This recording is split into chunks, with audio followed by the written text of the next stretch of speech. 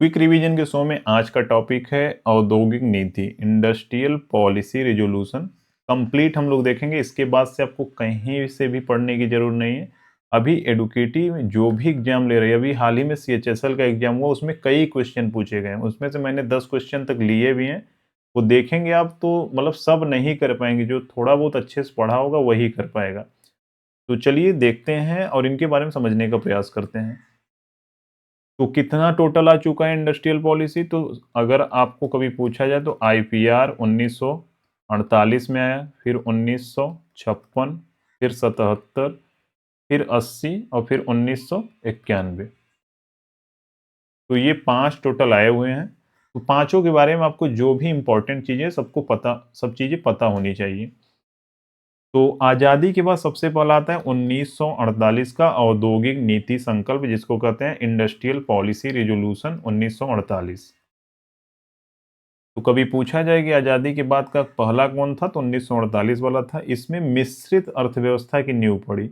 यानी जो 1947 आजादी के बाद चीजें डिसाइड नहीं थी कि हमारा इकोनॉमी किस हिसाब से होगा, यानी एक तरीके से सोशलिस्ट विचारधारा पे चलेगा कि मिश्रित में चलेगा, प्राइवेट भी भूमिका प्ले करेंगे, पब्लिक यानी सरकार भी उतना भूमिका प्ले करेगी। तो मिश्रित का मतलब यह है कि सरकार भी अपनी हिस्सेदारी कुछ दिखाएगी, एक तरीके से रोल प्ले करेगी देश को चलाने में, और निजी यानी प्राइवेट सेक्टर भी करेंगे। प्रशासन की बात नहीं होती इसमें, देखिए औद्योगिक की बात हो रही है, यानी सरकार की भी भूमिका औद्योगिक क्षेत्र में होगी और निजी यानी प्राइवेट सेक्टर की भी भूमिका होगी। मिश्रित अर्थव्यवस्था में ये चीजें होती हैं। अब उद्योगों का वर्गीकरण किया गया। इसमें क्या किया गया? स्ट्रेटेजिक लेवल पे हथियार, परमाणु ऊर्जा और रेलवे पूर्णतः गवर्नमेंट के हाथ में होंगे। उसके बाद कुछ गवर्नमेंट के मूल यानी की इंडस्ट्री को भी डिफाइन किया गया, जैसे कोयला उद्योग, इस्पात यानी स्टील उद्योग, विमान निर्माण। ये सब सरकार के एक तरीके से कोर यूनिट है। एक तरीके से इसको नहीं है तो इसको नया यूनिट बनाया जाएगा, गवर्नमेंट बनाएगी इसको। उसके बाद आता है महत्वपूर्ण उद्योग। टोटल 18 महत्वपूर्ण उद्योग उस समय डिसाइड किए गए, जिस पर क्या होगा कि प्राइवेट विद गवर्नमेंट कंट्रोल, यानी निजी यानी प्राइवेट सेक्टर में 18 उद्योग होंगे, यानी प्राइवेट सेक्टर उस पर वो मतलब काम कर रहा होगा। प्राइवेट सेक्टर के अंदर आएंगे 18 उद्योग, लेकिन उस पर एक नियंत्रण भी गवर्नमेंट का होगा। वो पूरी तरीके से फ्री नहीं है कि कुछ भी कर सकते हैं प्राइवेट में। तो ये चीज आपको ध्यान रखना है कि मतलब प्राइवेट तो है लेकिन उस पर गवर्नमेंट का कंट्रोल भी है। कितने उद्योग? 18 उद्योग पर। उसके बाद इन सब को छोड़कर जितने भी उद्योग आएंगे वो निजी क्षेत्रों के लिए खोल दिए गए। तो ये सब पूरी बातें आपको ध्यान रखनी है। अभी क्वेश्चन देखेंगे तो आपको समझ में आएगा क्या चीजें पूछी जाती हैं इसमें। तो ये चीज आपको ध्यान रखना है। मिश्रित अर्थव्यवस्था की नींव 1948 में पड़ी, ये सबसे इंपॉर्टेंट है। उसके बाद आता है औद्योगिक नीति 1956, इंडस्ट्रियल पॉलिसी रिजोल्यूशन 1956। इसमें होता क्या है कि भारत का आर्थिक संविधान और समाजवाद का ढांचा इसमें सामने आता है। अब अगर कभी पूछे कि आर्थिक संविधान भारत का किस रिजोल्यूशन को कहते हैं, तो 1956 आपको मार्क करना है। समाजवाद यानी सोशलिस्ट विचारधारा किस औद्योगिक नीति में आती है, तो वो भी 1956 में ही आती है। मिश्रित की जब बात होगी तो 1948 आंसर होगा। अब इसमें होता क्या है कि सार्वजनिक क्षेत्र का प्रभुत्व यानी 3 सूचियां टोटल डिसाइड की गई। शेड्यूल ए में 17 उद्योग को रखा गया। ये 17 उद्योग पर पूरा पूरा किसका अधिकार होगा? केवल सरकार का, यानी खनन, भारी मशीनरी और भी जो उद्योग हैं वो टोटल यानी पूरा गवर्नमेंट ही उस पर कब्जा की हुई है। प्राइवेट सेक्टर वो उद्योग नहीं कर सकते। फिर आता है 12 उद्योग शेड्यूल बी में थे। यानी यहां पर आपको ध्यान रखना है टोटल 3 डिवाइडेशन हुआ है, 3 शेड्यूल बनाए गए हैं। शेड्यूल ए में 17 उद्योग हैं, शेड्यूल बी में 12 उद्योग हैं, शेड्यूल सी में बाकी जितने उद्योग बचे हैं। तो शेड्यूल बी में कितने उद्योग हैं? 12। इसमें क्या है कि सरकार मुख्य भूमिका और निजी मदद। इसका मतलब क्या है कि मेन रोल कौन करेगा? मेन रोल प्ले कौन करेगा? वो गवर्नमेंट करेगी। लेकिन उसमें जो मदद की बात होगी तो वो प्राइवेट से मदद ले सकते हैं इन 12 उद्योगों में। लेकिन ये 17 उद्योग पूरा किस पे डिपेंड है? टोटल गवर्नमेंट उस पर कब्जा की हुई है। यहाँ 12 में क्या है, गवर्नमेंट होगी लेकिन प्राइवेट हेल्प के साथ, जैसे एल्यूमिनियम हो गया, मशीन टूल्स हो गए, इन सब उद्योगों में। फिर सी में क्या आते हैं, बाकी सभी उद्योग, यानी 17 और 12 29 को छोड़कर जितने उद्योग हैं वो निजी क्षेत्र के लिए खोल दिए गए। इसमें एक चीज बहुत ज्यादा इंपॉर्टेंट पूछा जाता है कि लाइसेंस राज की शुरुआत कब होती है। तो निजी कंपनियों को उद्योग खोलने या बढ़ाने के लिए सरकार से लाइसेंस लेना एकदम अनिवार्य कर दिया गया इसमें। तो ये चीज आपको याद रखना है कि लाइसेंस को अनिवार्य किस में किया गया, तो 1956 में किया गया। तीन श्रेणी में विभाजन किस में हुआ, 1956 में हुआ। पहला गवर्नमेंट, दूसरा गवर्नमेंट के साथ प्राइवेट हेल्प, और तीसरे में पूरा प्राइवेट। तो ये चीज आपको याद रखना है। कभी पूछा जाए आर्थिक संविधान या समाजवाद का ढांचा किसमें पड़ा, तो 1956 आपको बताना है। उसके बाद आता है औद्योगिक नीति 1977। जनता पार्टी की गवर्नमेंट इसमें बनती है, यानी जो कांग्रेस की गवर्नमेंट चल रही थी, तो इसमें परिवर्तन होता है। फिर जनता पार्टी की सरकार बनती है 1977 में। इस पर क्या हुआ कि जैसे जो बड़े उद्योग पे कुछ फोकस था, तो बड़े उद्योग से छोटे उद्योगों पर फोकस किया गया। यानी नई एक तरीके से इंडस्ट्रियल पॉलिसी रेजोल्यूशन लाया गया, और उसमें बड़े उद्योगों से हटकर छोटे उद्योग पर मेन फोकस किया गया। हुआ क्या, इसमें लघु और कुटीर उद्योगों पर फोकस बढ़ाया गया, यानी विकेंद्रीकरण पर जोर दिया गया। विकेंद्रीकरण का मतलब यह है कि पूरा सेंट्रलाइज्ड चीज नहीं होंगी, यानी डिसेंट्रलाइज किया गया, यानी मल्टी लेवल पे बहुत सारी चीजें चलेंगी, हर उद्योग पर ध्यान दिया जाएगा, जो भी छोटे उद्योग हैं। इससे क्या होगा कि छोटे उद्योग पर ध्यान देने से रोजगार बढ़ेगा। तो विकेंद्रीकरण पर जोर दिया गया और सर रोजगार बढ़ेगा। यानी ओवरऑल क्या, विकेंद्रीकरण करने से होगा क्या कि रोजगार बढ़ेगा, क्योंकि छोटे छोटे उद्योग क्या होते हैं, ज्यादा होते हैं, आपने देखा भी होगा। और उसमें बहुत सारे लोग इन्वॉल्व होते हैं और उससे बहुत सारा जॉब क्रिएट होता है। अब जैसे आप भारी उद्योग देखेंगे, तो भारी उद्योग में मशीन बड़ी बड़ी होती है, लेकिन वहां पर जो लोग काम करने वाले होते हैं वो छोटे उद्योग की तुलना में वहां पर कम होते हैं। छोटे उद्योग में लोग ज्यादा लगे हुए होते हैं। तो जिला उद्योग की बात करें, तो इसमें शुरू क्या किया गया कि जैसे हर डिस्ट्रिक्ट में कुछ ना कुछ वहां पर एक प्रोग्राम शुरू किया जाए कि मतलब जैसे इस समय वन डिस्ट्रिक्ट वन प्रोडक्ट चल रहा है, तो उस समय ये चीज फोकस किया गया कि जिला उद्योग केंद्र बनाया जाए। छोटे उद्यमियों की मदद के लिए क्या किया जाए, जिला उद्योग केंद्र, हर जिले में एक उद्योग केंद्र बनाया जाए, ताकि छोटे जो भी उद्यमी हैं, उनको मदद मिल सके। हर जिले में स्थापना उसकी की गई। उसके बाद कुछ चीजों पर रिस्ट्रिक्शन भी लगाया गया। क्या रिस्ट्रिक्शन था कि विदेशी निवेश पर कड़े नियम लगा दिए गए, और बड़ी कंपनियों के विस्तार पर रोक लगा दी गई। यानी एक तरीके से समझिए कि जो 1956 में चीजें थी, उसका डायरेक्ट एंटी इसमें चीजें हो रही हैं। उसमें बड़े उद्योग पर फोकस है, इसमें एकदम छोटे उद्योग पर फोकस है। इस पे क्या है, रोजगार पर फोकस ज्यादा है।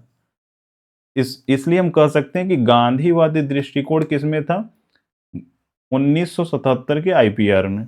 तो गांव और छोटे उद्योगों का विकास इसमें देखने को मिला। तो ये चीज आपको ध्यान रखना है। फिर बात आती है 1980। फिर क्या होती है, गवर्नमेंट फिर बदल जाती है। फिर इंदिरा गांधी की सरकार आ जाती है, कांग्रेस की, 1980 में। इसमें होता क्या है कि आर्थिक संघवाद, यानी केंद्र और राज्य मिलकर औद्योगिक विकास करेंगे। यानी फिर आईपीआर 1956 की ओर ये रुख हो जाता है फिर से। यानी केंद्र और राज्य मिलकर औद्योगिक विकास करेंगे। जैसे न्यूक्लियस प्लांट की बात करें, तो जो पिछड़े क्षेत्रों में बड़ा उद्योग, यानी एक तरीके से जहां डेवलप एरिया नहीं है वहां पर बड़े उद्योग लगाए जाएं, और सहायक उद्योगों को बढ़ावा दिया जाए। ये चीज बात हुई।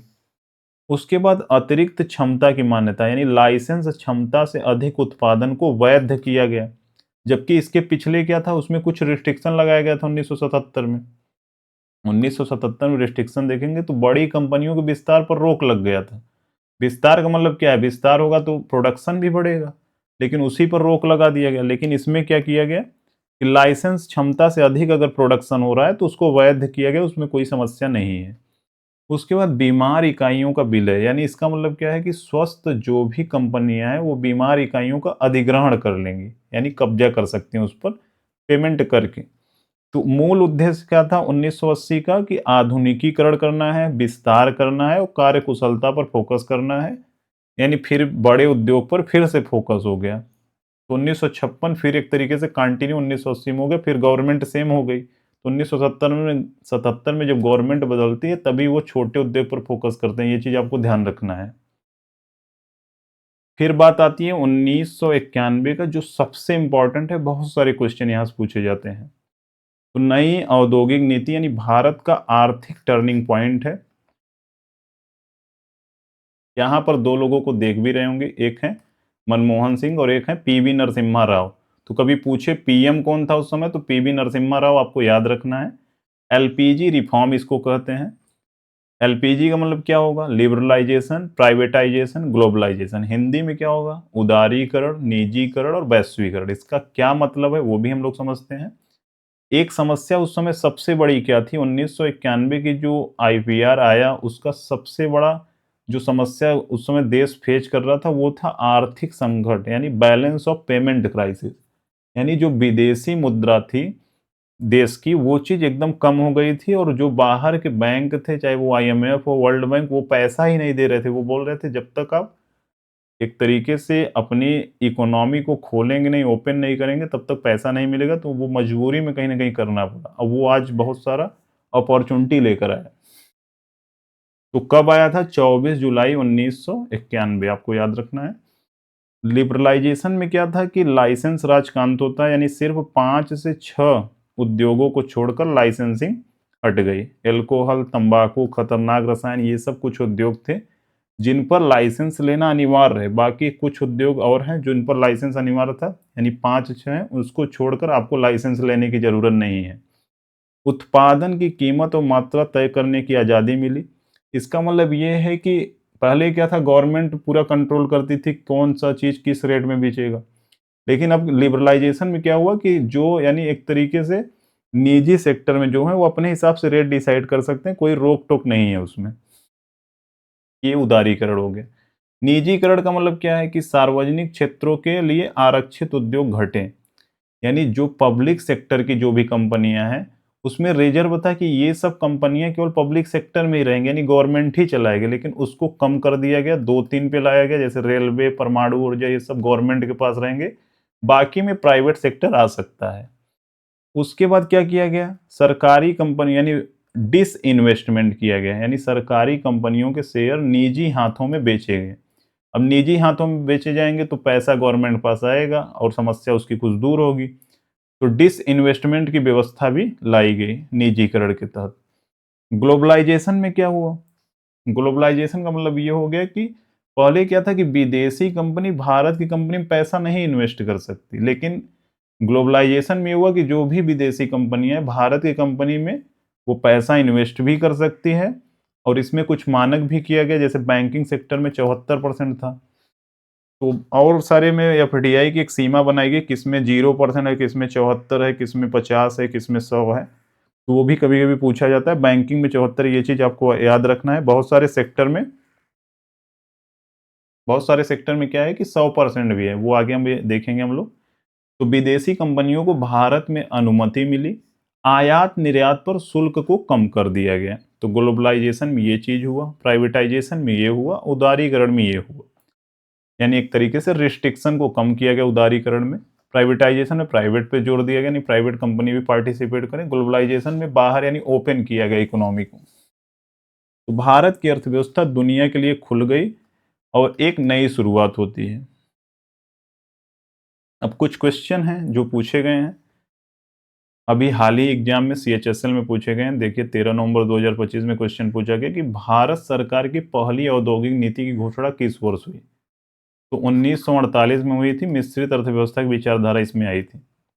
भारत की औद्योगिक नीति 1956 के अनुसार उद्योगों को कितनी श्रेणी में विभाजित किया गया? तो 3 श्रेणी में विभाजित किया गया, ए, बी, सी, 17, 12 और बाकी अदर उद्योग।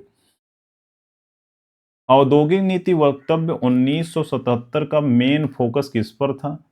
तो उद्योगों का विकेंद्रीकरण करना, ताकि छोटे उद्योग को बढ़ावा मिले और रोजगार विकसित हो। तो ये सही बात है। लघु उद्योगों को प्राथमिकता, बिल्कुल सही है ये भी। तो आंसर क्या हो जाएगा? A and B. औद्योगिक नीति वक्तव्य 1991 पर फोकस निम्नलिखित में से किस पर था? तो 1991 पर फोकस पूछ रहा है किस पर था? तो नियंत्रण और यानी जो कंट्रोल है और रेगुलेशन को कम करके विदेशी निवेश की अनुमति देना, ये बात सही है, क्योंकि ये ग्लोबलाइजेशन के तहत आता है कि एफडीआई को, फॉरेन डायरेक्ट इन्वेस्टमेंट को छूट मिली। दूसरा क्या है कि श्रमिकों के कल्याण को प्रभावित किए बिना निजी क्षेत्र की बीमार इकाइयों के लिए सुगम निकास नीति। अब ये आपको मैंने बताया नहीं, इसका मतलब ये है कि जैसे जो भी निजी सेक्टर की कंपनियां हैं और उसकी मतलब एक तरीके से लॉस में चल रही हैं, उसकी स्थिति खराब है, तो एक एग्जिट पॉलिसी लाया गया कि उन कंपनियों को, उसमें जो भी मतलब लेबर लगे हुए हैं, जो भी श्रमिक लगे हुए हैं, उनको मतलब एक तरीके से दूसरे जगह उनका पार्टिसिपेशन कर दिया जाए, वहां से निकल कर, और कुछ एग्जिट पॉलिसी लाया जाए कि कंपनी उसमें लॉस से निकल कर फिर से रिवाइव कर सके। तो ये भी सही है। तो श्रमिकों के कल्याण को प्रभावित किए बिना निजी क्षेत्र की बीमार इकाइयों के लिए सुगम यानी एग्जिट पॉलिसी लाई गई, बिल्कुल सही बात है। भारत की नई आर्थिक नीति 1991 के तहत उदारीकरण का मेन उद्देश्य क्या था? उदारीकरण का मैंने अभी बताया कि अर्थव्यवस्था के विभिन्न क्षेत्रों को मुक्त करना। मुक्त करने का मतलब ये है कि आप जैसे लिबरलाइजेशन में क्या होगा कि निजी सेक्टर कोई भी रेट डिसाइड करना होगा वो अपने से कर लेगा, तो यानी वो पूरी तरीके से स्वतंत्रता का भाव फील होगा जो भी प्राइवेट कंपनियां। तो क्या होगा इसमें कि to open various sector of economy, यानी बहुत सारे रास्ते खुलेंगे इसमें। भारत के 1991 के आर्थिक संकट का मुख्य कारण क्या था? मैंने अभी को बताया कि जो विदेशी मुद्रा भंडार था वो भारत का खत्म हो गया था। जो भी व्यापार होता है वो विदेशी मुद्रा से होता है। तो इसमें हुआ क्या कि सरकार की विदेशी उधार चुकाने में असमर्थता थी उस समय। तो जो भी बाहर, एक तो पहले ऑलरेडी लोन था बहुत ज्यादा बाहर से, और उसके बाद विदेशी मुद्रा मिल नहीं रहा था क्योंकि ओपन इकोनॉमी नहीं थी, तो वो एक सबसे बड़ी समस्या थी। तो सरकार की विदेशी उधार चुकाने की असमर्थता के कारण ही आर्थिक संकट का मुख्य कारण यानी प्राइमरी कॉज यही था। उसके बाद क्वेश्चन क्या है? भारत में भुगतान संतुलन, इसी को कहते हैं बैलेंस ऑफ पेमेंट, यानी जो भारत का विदेशी मुद्रा है उसी को हम क्या कहते हैं? भुगतान संतुलन। वो जब मेंटेन रहता है तो अर्थव्यवस्था सही चलती है, जब वो कम हो जाएगा तब समस्या बढ़ जाएगी। तो भुगतान संतुलन की समस्या को हल करने के लिए 1991 में क्या तत्काल उपाय किए गए? हुआ यह कि विदेशी मुद्रा के मुकाबले रुपए का अवमूल्यन कर दिया गया। अब अवमूल्यन का मतलब क्या है कि पैसे की वैल्यू, जैसे मान लीजिए आज पैसा 1 रुपए बराबर 100 पैसा है, तो नॉर्मली क्या किया गया, जैसे उसमें 10-20% कम कर दिया गया, यानी वैल्यू जानकर घटा दी गई, कर दी गई ओवरऑल, मतलब पूरे वर्ल्ड लेवल पे। ताकि होगा क्या, जैसे रुपए का अवमूल्यन हो जाएगा तो इससे क्या होगा कि जो बाहर की कंपनियां हैं, बाहर के जो भी देश हैं, भारत से सामान खरीदेंगे तो उनके लिए सस्ता पड़ेगा। और जो भारत वाले हैं, जैसे निर्यात क्या हो जाएगा, निर्यात क्या हो जाएगा? सस्ता हो जाएगा। आयात क्या हो जाएगा? महंगा हो जाएगा। कैसे? निर्यात सस्ता क्योंकि जब रुपए का जो भी इस समय वैल्यू, अगर उसका अवमूल्यन और घटा देंगे तो जो सामान, जैसे मान लीजिए इस समय 100 रुपए में मिल रहा है, बाहर के कोई भी देश, कोई भी कंपनी यहाँ से सामान खरीद रही 100 रुपए का, तो वो 80 का ही खरीदेगी। तो क्या हो जाएगा? निर्यात बढ़ जाएगा, बाहर माल ज्यादा जाने लगेगा, एक्सपोर्ट बढ़ जाएगा।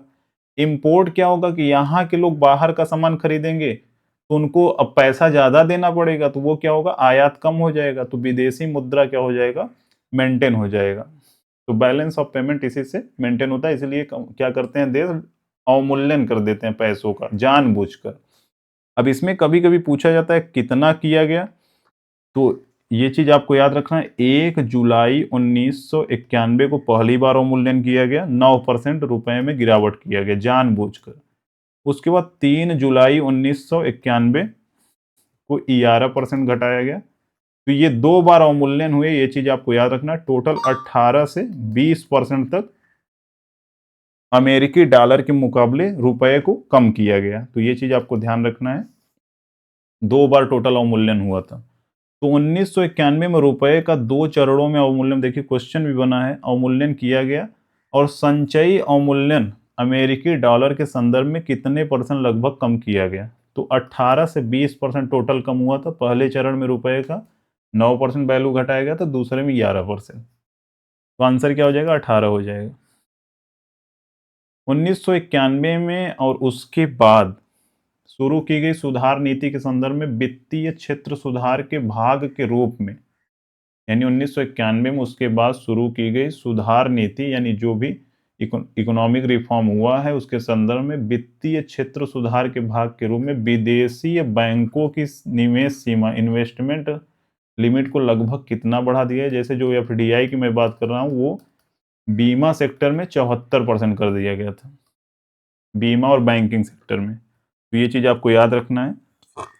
अब कभी कभी पूछे 100% एफडीआई किस में है, ये एफडीआई का मतलब यह है कि बाहर की कंपनी आकर शेयर उतना खरीद सकती है, उतना पैसा इन्वेस्ट कर सकती है और अब कंट्रोल भी कर सकती है। उसका मतलब एक तरीके से रेगुलेशन भी होगा। जैसे अब शेयर ज्यादा उसके पास है तो कंपनी का ऑनर तो बाहर वाला व्यक्ति हो गया है, तो उस हिसाब से वो लोग रेगुलेशन भी करते हैं।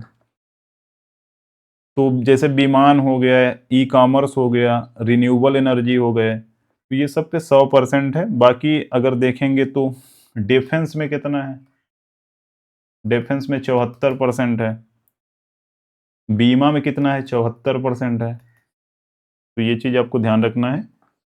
बाकी कहीं कहीं 0% है, वो क्या है, जैसे जुआ, सट्टेबाजी, लॉटरी हो गया, सिगार, सिगरेट, तंबाकू में 0% है एफडीआई। तो ये चीज आपको ध्यान रखना है। यहाँ पर बैंकिंग और बीमा इन सब को जब पूछा जाए तो 74 होगा। जब कोई कंपनी बाहर स्रोत से नियमित सेवा किराए पर लेती है तो जो पहले आंतरिक रूप से प्रदान की जाती थी तो उसे क्या कहते हैं, तो बाहर से कोई कंपनी जब लेगी सेवा नियमित तो उसे हम आउटसोर्सिंग कहते हैं। तो ये चीज आपको ध्यान रखना है। बस इससे ज्यादा कुछ भी नहीं पूछा जाएगा। अगर एक बार आप कंप्लीट रिवीजन जाकर पीपीटी से कर लीजिएगा तो आपका क्वेश्चन आराम से हो जाएगा। बस यहीं पर वीडियो कंप्लीट होता है। Thank you, thanks for watching. एक कमेंट जरूर करिएगा, वीडियो को लाइक करना ना भूलिएगा। मिलते हैं नेक्स्ट वीडियो में।